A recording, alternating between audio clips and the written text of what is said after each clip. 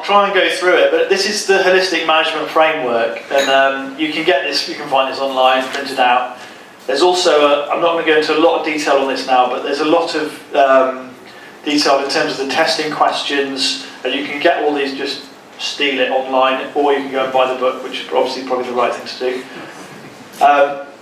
But one of the things to do is when you're making decisions on the farm, and one of the reasons that grazing systems, farming systems break down, and we end up creating dead zones in the Gulf of Mexico and all these sorts of things with our management, is that it's not holistic. And by that I don't mean that we're all going to sit in a circle, hold hands and hum.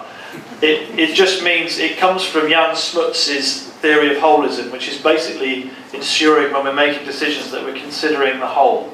And his criticism of the scientific process in terms of when it was applied to the natural environment, there was so much complexity that the linear decision making and the reductionist scientific method was causing mistakes to be made. So whilst this scientific research shows this to be true when you eliminate all the soil life, say if you're breeding grass plants and you sterilise the grass plot and you take away all those variables, then the scientific results are correct. But actually in nature that's not what happens. And so we needed to improve that and consider everything. I think Alan Savory took that step further and said not just the complexity, but within a farming business you've got the complexity of a marriage, of a family, of your local community as well, and that you should think about the impacts that your business has on those, and you should have goals for those, or set a context or a vision for what those are. And if your decision to increase production by X, Y or Z is going to conflict with your environmental outcomes or your social outcomes, then you probably shouldn't do it. And I think that's one of the sort of great fallacies we have with the market system. I'm a great supporter of free markets. There has to be an internal morality that's applied to that, because otherwise we end up in a situation where we're just chasing one metric, which is the economic return, and that might be a short-term economic return. When we need to be, we're talking about families, we're talking about generational business, so you need to be looking at the long term. So the health of the soil is very important, and the environment in which farming is very important. But it's basically, so your quality of life is really important. Your biological community, you don't want to damage that. Your water cycle, your mineral cycle, and the energy flows. So we're blessed with this enormous energy source on the planet that sits in the sky and gives us energy every day, and it rises every day, and it grows grass every day. And that gives us that benefit.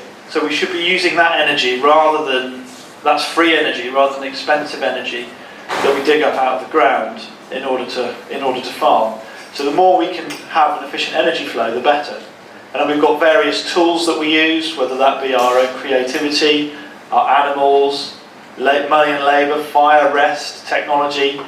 Whether that technology can be electric fences that allow you to apply rest to grassland. It can, if we use these innovatively, we can have more profitable business.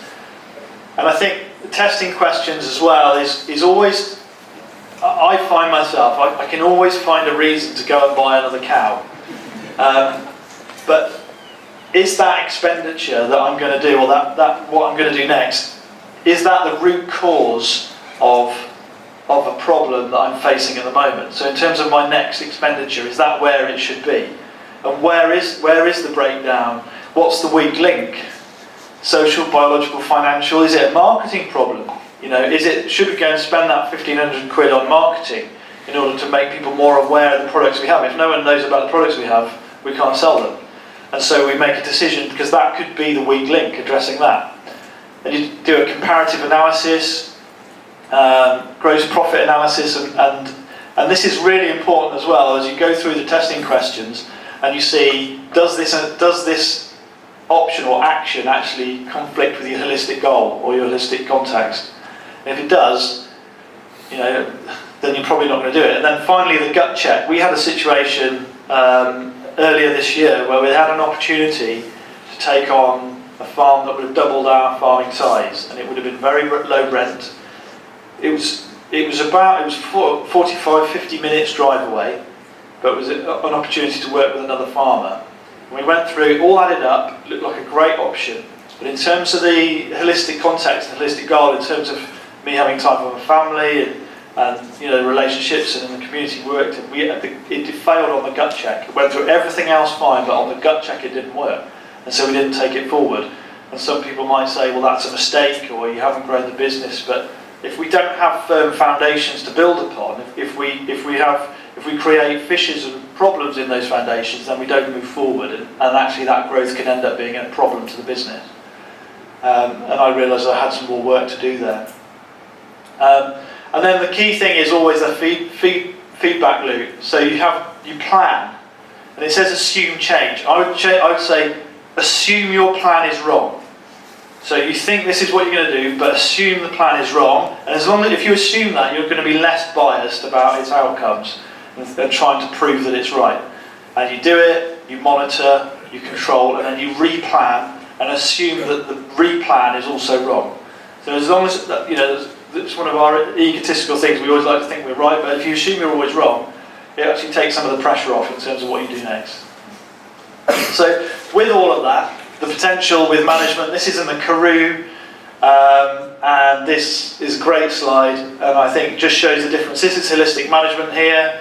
This is just set stocked, and there's twice as many animals on this side as there is on this side grazing. So it's not the number of animals that cause a problem, it's the management. It's our management with a tool. Just like I think Alan Savory says that coal and oil, these are not problems. It's our management of those resources that is. But we're always tempted to blame something rather than ourselves. And I think I said it, maybe that's a rainproof fence, was a comment I had one day. And there was a very good comment from the audience who said, no, it's an idea-proof fence. And it's amazing when you see that over the other side that they're not just asking enough questions to say, why can't we do that? So, how are we doing? That's, in my view, in terms of our climate, the most important rule in terms of grass productivity, in terms of plant physiology. So we've been taught, and science has shown us, that we should, in order to get maximum utilisation of the grass that's grown, we should be grazing it off at the 3-leaf stage. The trouble with that is that it goes against plant physiology. And if you read the quote there, the key thing is that after a plant gets grazed off, it needs to grow back enough leaf so that it can photosynthesize to put the energy stores in the roots and crown so that it can regrow. Because these plants have evolved with grazing animals, and so they have to have a strategy to survive that.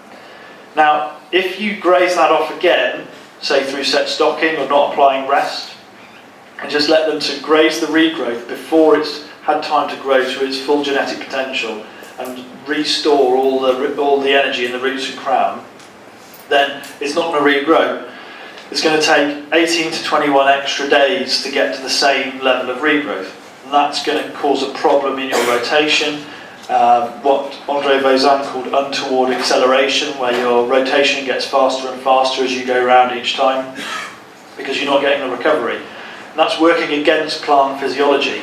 And because you have that lag in growth, then you have to go and see Mr. ICI or whoever to sell you some fertiliser to feed the plants. And it might be a coincidence that they're the folks that did the research on how we should graze, but maybe it's not. But ultimately we should be trying to work with plant physiology rather than against it if we're in an organic system. It just makes sense to do that.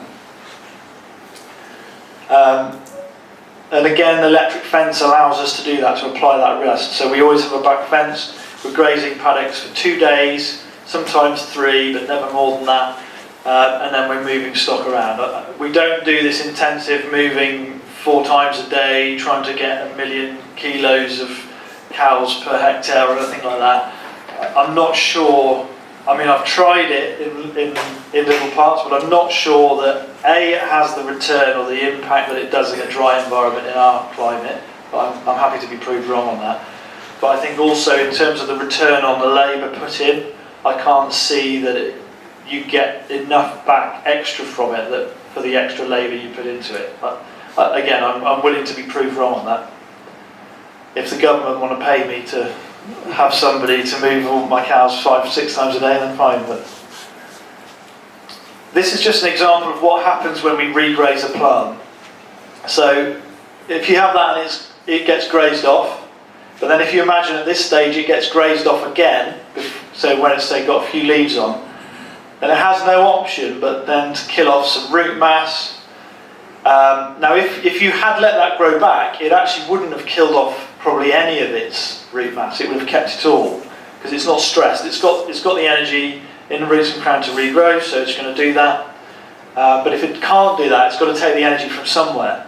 And if you think about, I mean, we winter our cattle out every year, but the difference in a root mass of that to that, and hooves trampling on this compared to this, is huge. And so our management affects how we can hold cattle up. And we've had farmers come round and they'll say, well, it's all right for you because you're on clay, we're on sand, and we can never do that on sand. And then on the other farm, which is sandy, we had farmers say, well, it's all right for you because you're on sand, we can never do that because we're on clay. And in a sense, they're right, because if they're managing like this, then they don't have the root mass to hold the cattle up in the winter. And also if they're ploughing up land and reseeding, and they're affecting the soil structure and the soil biology, and preventing that mat of fungal associations of mycorrhizal fungi, fungal hyphae, that's all getting sliced up, and it doesn't, and the ground just doesn't hold them up as much, and they're losing organic matter as well. And I find it with these systems, if we keep to above 10% organic matter, it's actually quite hard to damage the soil if that goes to depth. Then in terms of the plants themselves, as a kind of rule of thumb, a plant will have more or less vegetative material above ground as below ground. And so you can see if you don't let, this is the same species of plant, but if you don't let them get to their full genetic potential, I mean, just look how dense that is and the impact that will have on the soil. And if you think of a rain event on these different plants in a soil, you know, how many roots there are down for the water to go, it makes a huge difference, huge impression. And then if we look at a similar situation where we might be set stocking, and that means there's selective grazing and without rest, and so the favoured plant species are being grazed and don't get a chance to grow root, and also means that seed may not be as viable from those, it won't be as healthy. Whereas if this is a weed species like a thistle or a dock or even an undesirable grass, and it's going to be doing fine, it's having a party in the deep root zone with no competition, and it's going to have a lot of viable seed from that healthy plant because it's got an advantage. And so if you graze everything off the same, or even if you selectively graze but then move on and allow everything to recover equally, then you don't have that problem of favouring certain species. And you know, our herbs and grasses, we talk about wildflowers a bit today, they're not as good at recovering from grazing, so it's really important to apply that rest. They're not as adapted as grasses are. In terms of how we can manage and how we can plan, I think it's one of the great advantages of the system that we can actually use it to plan not just for productivity and for our own benefit. So for example, maybe calving when we're in the paddocks that are closer, or when we're weaning, we can plan our rotation to be back at the homestead at the right time. We can plan our water resources to see how we set our paddocks up in terms of providing water to the stock. But also in terms of conservation, there's a conservation programme area. You time your grazing depending on what species you've got, whether that's orchids or ground nesting birds or whatever it is. That can have a huge impact on the nature conservation on each farm.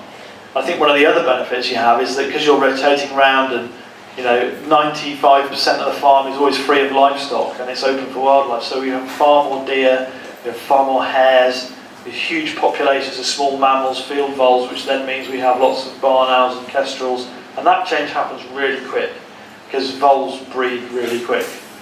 And I also, going back to that, wonder on the impact of all those different species where you've got their gut biome and they're cycling the material through themselves. Voles eat grass as well, and all that has on the soil life. I don't think we know enough about that, but without those species, obviously we can't get the species that are associated. Huge impact on parasites as well. That's a really good point, yeah. So, huge impact on parasites, as the gentleman said at the front. I couldn't agree more. So ground beetles feed on snails, and so your mud snails is the intermediate host for fluke. And we have a weird situation in this country that as ryegrass has spread through the country, we've now got fluke on all our dry grassland as well as on our wet grassland. So it's an interesting situation, but it's probably because we don't have the insectivorous insect predators that are part of that association, but also small mammals and everything else. A worm larvae, at 4 inches on a grass stem is easy pickings for those sorts of things. Just some innovation, Tim May's water trough, I've always been impressed with that. I'm not as good at fabricating as him, so I go and buy a Kiwi trough, dragon trough, Kiwi Tech dragon trough, which we'll see later on. And just to say, some fairly simple infrastructure can really help you do the rotations and make it simple. I try and keep it as flexible as possible. We'll have a look at that this afternoon. And then stockpile grazing is really important for us. So you can see that's what we're grazing in the winter. It doesn't look great, but actually cows hold really good condition on it. They do really well. And the good thing about it is that because you're strip grazing across it, is that the nutritional take is more or less the same every day. If you were to allow them to have that stockpile over, say 3 months or 2 months in an old foggage type system, then every day the nutritional take is going to get worse, because cows being cows are going to walk across it, take the best on the first day, do the same every day, and it's the nutritional take's going down every day. Whereas, although it will decrease in value over time, through the winter, it's more or less the same every day when you strip it out. And I see this quite a lot of nature reserves where cows are wintered out and there's not enough forage there, and they probably can't even ruminate, and I think that should probably be a red line.